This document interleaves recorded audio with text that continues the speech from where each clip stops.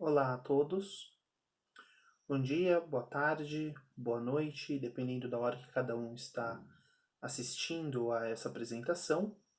Meu nome é Fábio, eu faço uma apresentação mais completa daqui a pouco.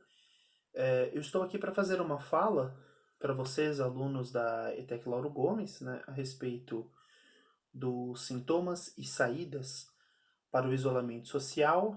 Eu fui convidado pela coordenadora do CIPAT, a professora Sônia, e também por uma amiga minha, que é professora de vocês, que é a professora Rosângela Panassi. E esse é um tema bastante interessante porque, antes de tudo, nós estamos todos presos, né? Presos na situação, lidando com essa questão que é a pandemia, né, que está assolando a todos nós. Não é uma questão regional, é uma questão mundial. O que já justifica por si só esse encontro online e assíncrono, né? Nossa apresentação é uma reflexão, né? É uma conversa, embora seja mais eu imaginando as questões que aparecem aqui, mas isso vem muito da experiência do consultório, né? E eu espero poder satisfazer algumas curiosidades, né? E abordar essas questões a partir da perspectiva da psicologia, né? A minha intenção não é acabar com o tema, não é eliminar todas as questões relacionadas ao tema, mas é fazer essa reflexão a respeito dele, né, para que possamos buscar levar, né, à frente possibilidades tanto de reconhecer como de lidar com a situação. Como eu disse, eu sou formado em psicologia, né? Eu atuo como psicólogo clínico, principalmente, há mais de 12 anos. Eu também sou especialista em psicopedagogia, sou mestre e doutorando em educação e também sou professor universitário, né? E, bom, vamos avançar, né, com a nossa temática. Quando nós pensamos nessa questão de sintomas e saídas, né, para a questão do isolamento social, o primeiro ponto que nos vem é essa questão do o que é, né, do que se trata esse isolamento social hoje, né? Antes de tudo, ele é uma necessidade, né? Nós vivemos essa questão sanitária tão difícil que a minha ideia não é ficar demarcando, todos nós estamos vivendo o que está acontecendo e acabamos vivendo a maneira de lidar com ela de uma maneira mais propriamente dita. Antes de tudo, o isolamento social é a nossa prática para não alastrar a Covid-19 por meio da redução brusca do contato entre as pessoas, né? Então, toda a nossa interação social se dá a partir da necessidade básica, né, de sair de casa. Nós não vemos amigos, vemos parentes com menos frequência, com muito menos frequência, por assim dizer. Sai-se para mercado, sai-se para médicos, para o trabalho, para aqueles que não conseguem poder realizar o seu trabalho de um modo remoto, assim como aconteceu os estudos, né, no ano passado inteiro. E que se fazemos isso para buscar diminuir, né, a situação de contágio entre as pessoas. Fazemos isso para poder proteger as pessoas, né, por meio de, se não existe contato, não existe propagação do vírus. O vírus passa de pessoa para pessoa. Então, quanto menos contato, menos infectados, menos pacientes no hospital, menos UTIs lotadas, tudo isso vocês estão, assim como eu, cansados de ouvir a respeito, né? E tão cansados que nós estamos entrando já em mais de um ano de pandemia, né? No ano passado ficávamos na situação de, é o primeiro semestre, depois não, no máximo começo do segundo semestre. Eu mesmo acreditava, falei assim, no máximo nós vamos ficar nessa situação até o ano que vem, e nós estamos no ano que vem e já com medo do que é o ano que vem, né? Existe toda essa questão muito séria, né? E que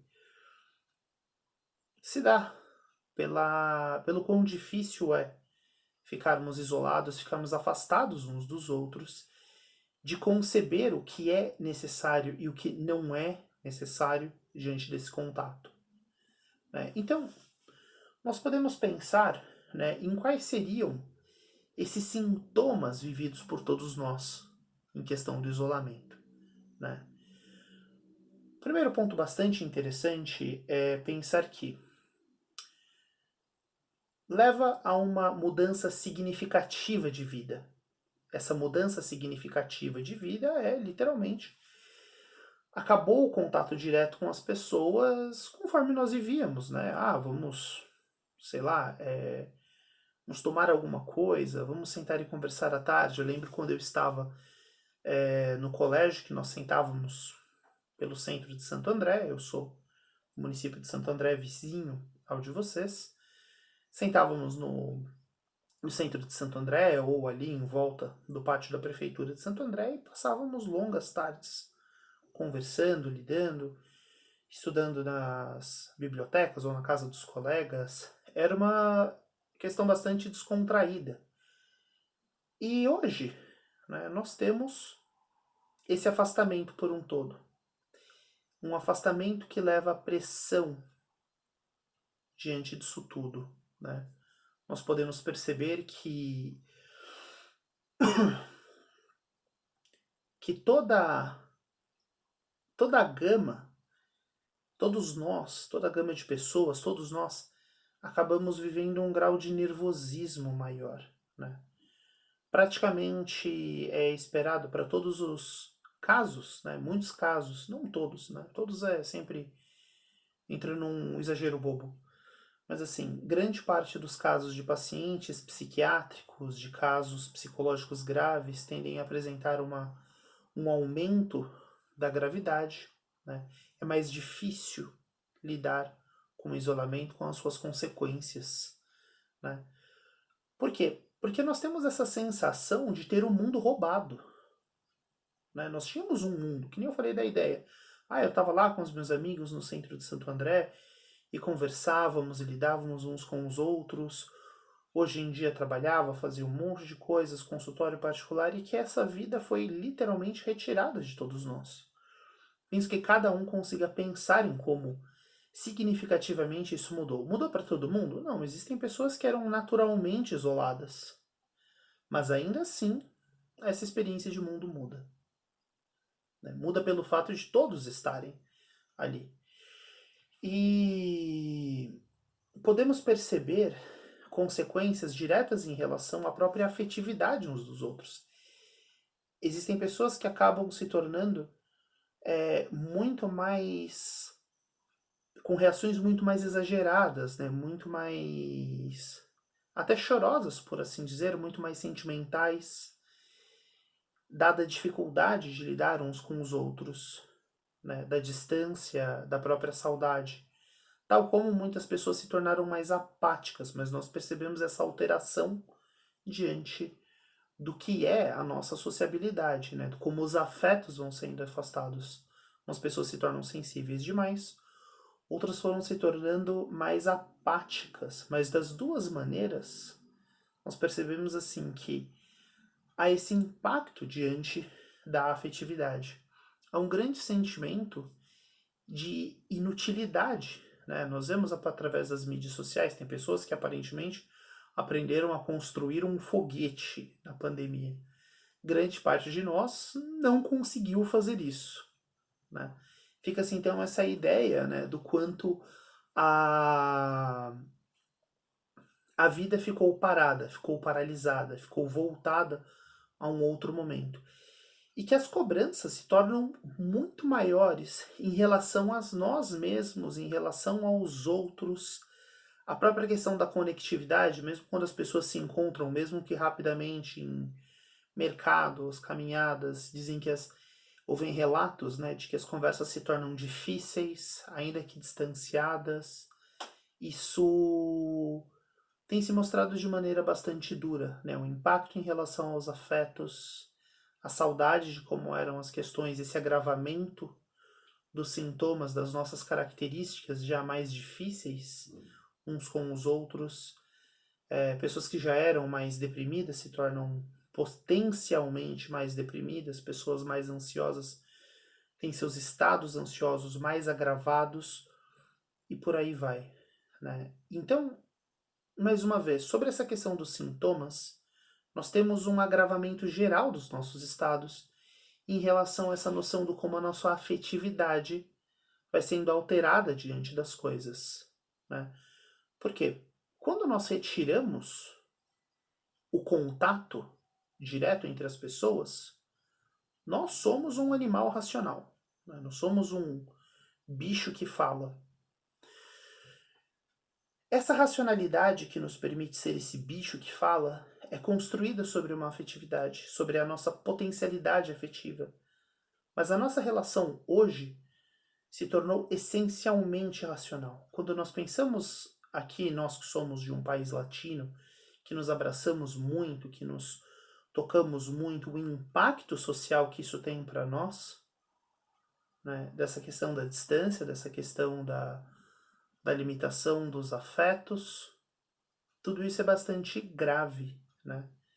E isso se demarca, né, a partir das inseguranças sociais que nós carregamos, né?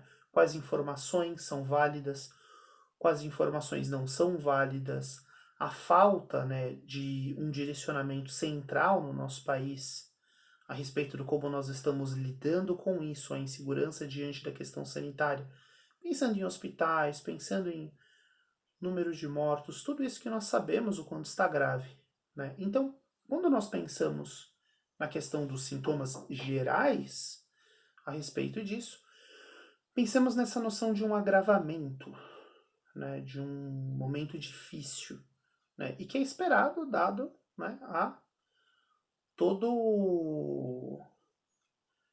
esse momento, né, em qualquer crise, né, é esperado que as pessoas se tornem mais arredias, né, e isso é uma questão que tem se alastrado muito, né. Mas será que isso afeta, né, a todas as pessoas de um modo igual? Eu diria que não, né. Primeiramente, isso afeta de um modo completamente diferente dependendo do como as pessoas entendem as informações que estão aí em volta, né. Nós vemos o exemplo do biólogo Attila Yamarino, né, que lá atrás, né, por ele trabalhar com virologia e tudo mais, quando ele leu os primeiros estudos em relação ao coronavírus, ele já começou a propaganda em relação aos cuidados que nós deveríamos assumir, o quanto isso foi importante, né, conforme para que as pessoas pudessem ir se informando e ir tendo mais informações a respeito. Enquanto nós temos pessoas que têm uma posição mais negacionista que acaba não sendo afetada da mesma maneira. Mas será que essa é a única maneira em que isso acontece? Né? Sobre como as pessoas são afetadas de maneiras diferentes?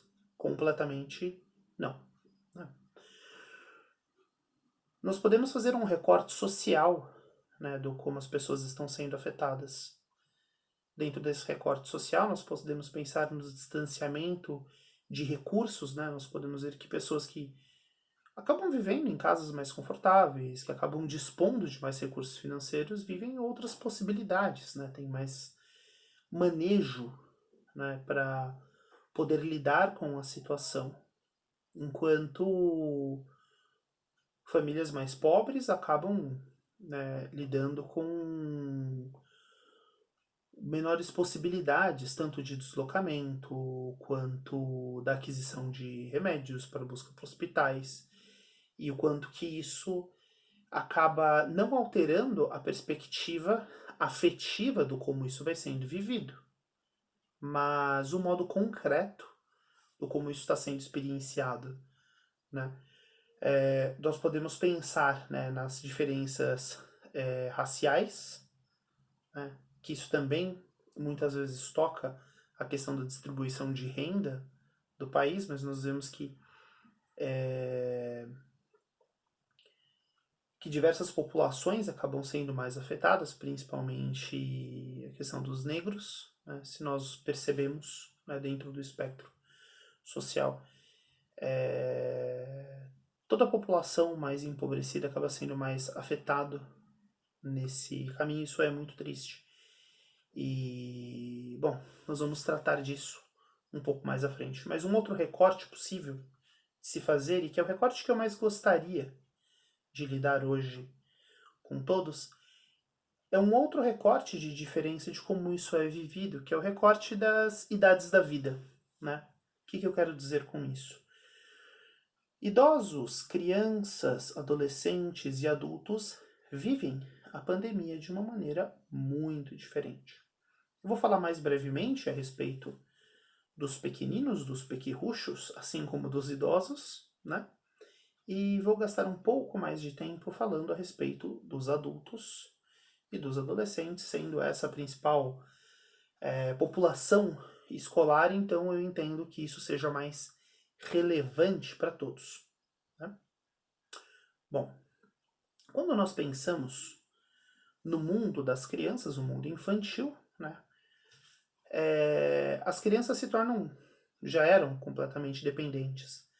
Mas o mundo que vai sendo apresentado para elas é um mundo fechado, é um mundo de menos contato. Então nós podemos perceber certos atrasos em certas questões de desenvolvimento, assim como uma maior hostilidade diante do mundo, uma vez que a própria experiência de expansão da vida é um tanto reduzida. Quando nós olhamos para o outro extremo, o extremo dos idosos, o idoso acaba tendo uma experiência de mundo bastante sedimentada, bastante acabada. Essa pessoa já fez uma jornada por uma vida inteira.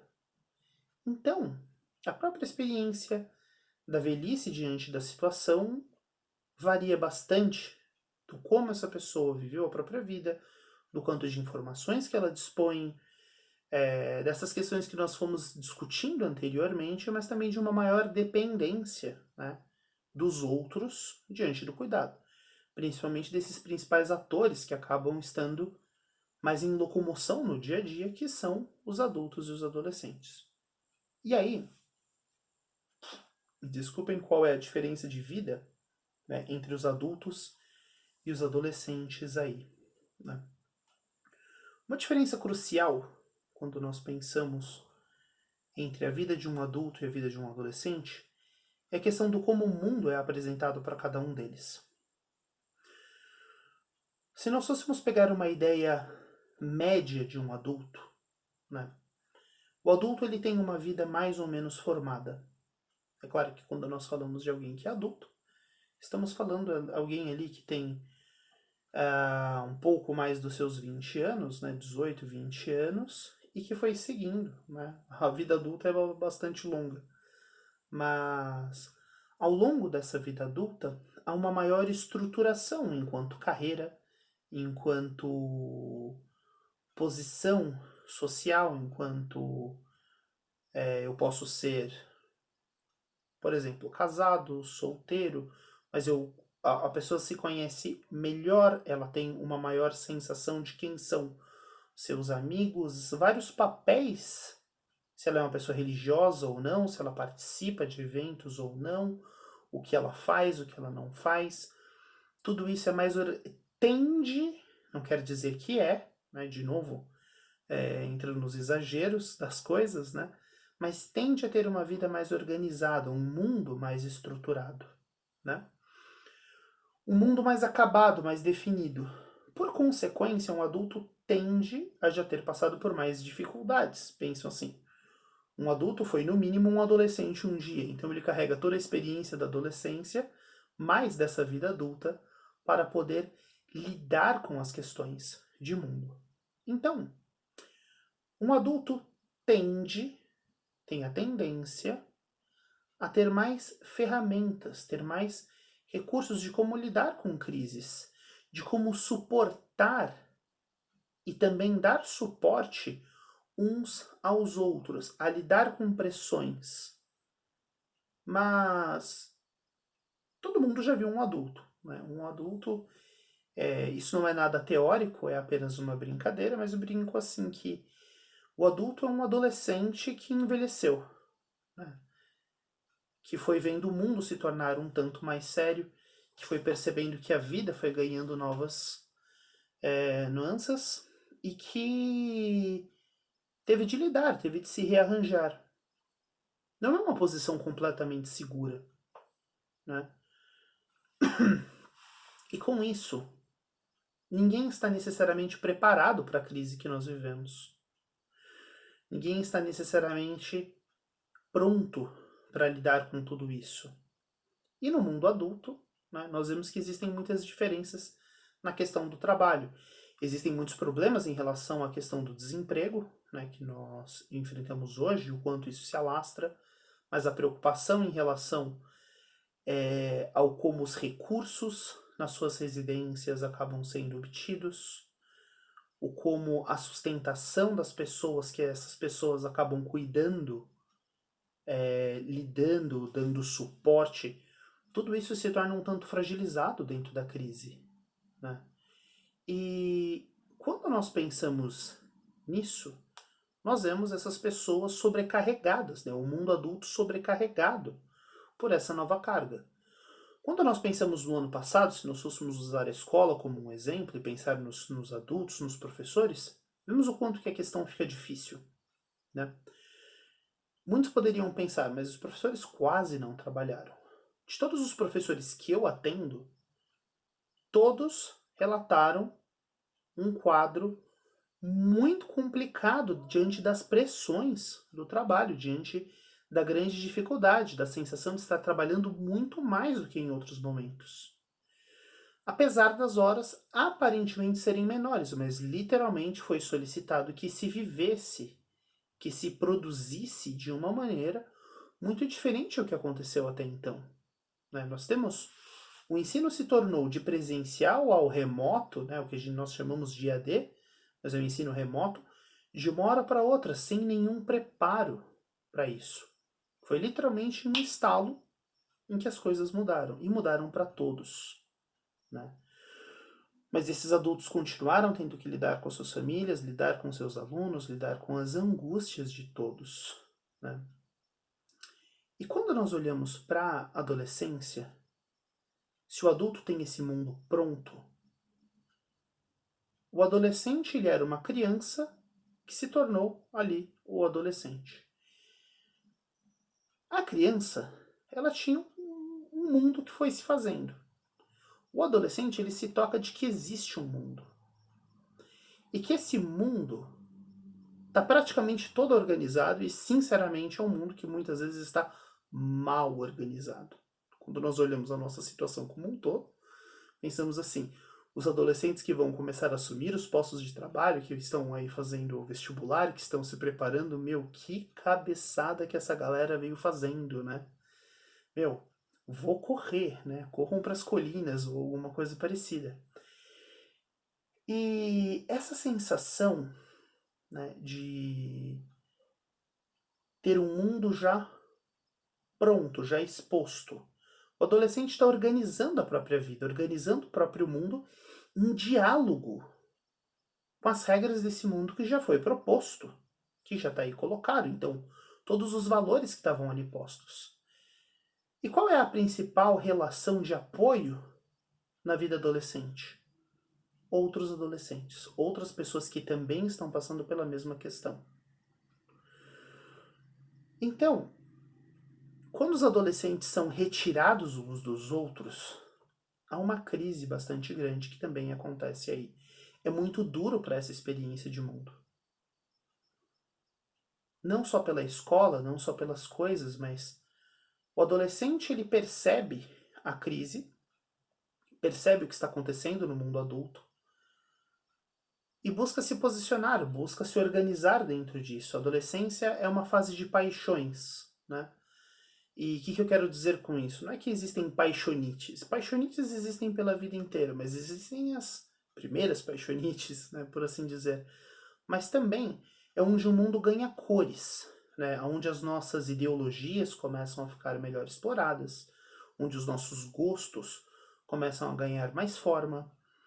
E no meio disso, a discussão do mundo adulto, essa desorganização do mundo adulto, ainda pressupõe, muitas vezes, que o adolescente siga algumas regras que estão sendo ali propostas.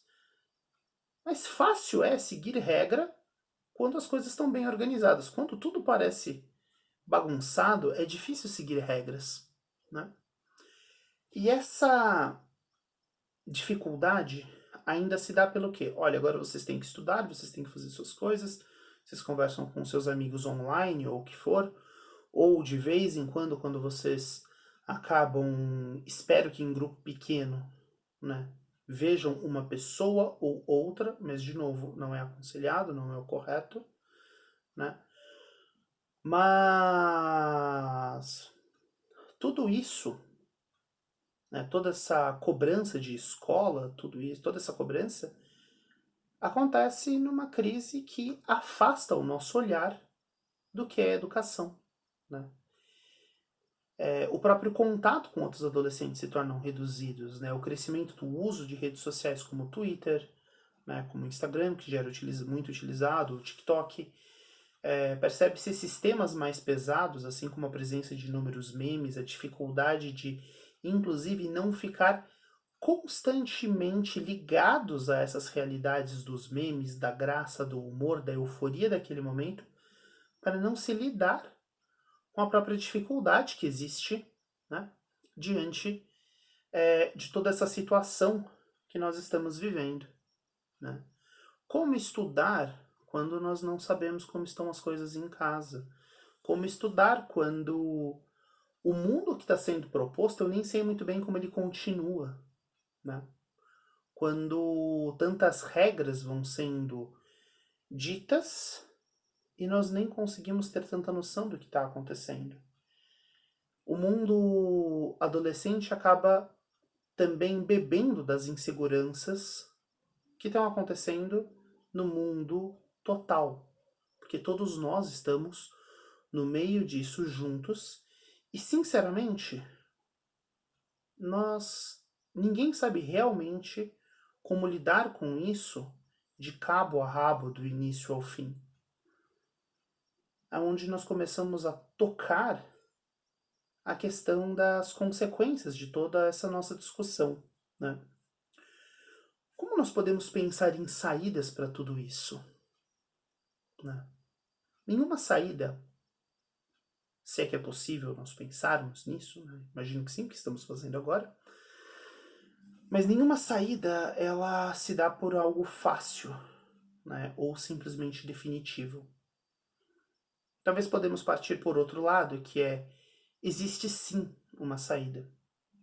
Existe sim a nossa continuidade em isolamento, enquanto toda a nossa população está sendo vacinada, né?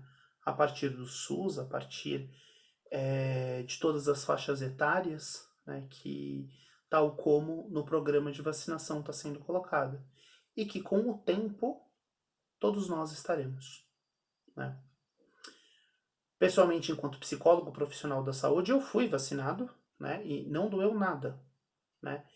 E consigo fazer, inclusive, de lidar com questões mais emergenciais, né, de pacientes específicos, assim como fazer grande parte dos mercados e questões de ajudar os meus familiares mais diretos, né? Mas e até lá? E até toda essa vacinação acontecer? Como nós podemos lidar com tudo isso? Se nós lembrarmos um pouco desse todo, até quando eu brinquei que nós somos esse bicho humano, né, esse bicho homem, bicho mulher, bicho gente, nós precisamos relembrar que se nós estamos lidando a partir de texto, a partir só dessas imagens, nós estamos lidando com o mundo de uma maneira muito racional. E isso atrapalha a nossa maneira de lidar uns com os outros. É necessário para todos nós sermos mais tolerantes uns com os outros, sermos mais justos, solidários, evitarmos as conversas só pelos memes, mas aproveitar as conversas por vídeos, lembrar que existe outra pessoa ali conosco, existe outro ser humano ali e que ele também, assim como nós, pode ter dificuldade com certas coisas. É preciso que é preciso uma ação mais pautada em compaixão uns com os outros. E essa compaixão, ela é bastante simples se nós formos pensar que é, na racionalidade, os nossos sentimentos são muito pesados. Buscar lidar com o nosso humor por meio da conversa com as pessoas, por meio de buscar escutar os outros no meio disso tudo. Buscar um certo humor, não um humor perverso, mas o humor de lidar uns com os outros. Com os nossos avós, com os nossos pais, com os nossos amigos, com os nossos professores, uns com os outros. Se existe uma saída, essa saída existe na união uns com os outros. Eu agradeço muito ter podido conversar aqui com vocês e eu fico à disposição de vocês por e-mail, caso vocês queiram ter algum bate-papo comigo, tá bem?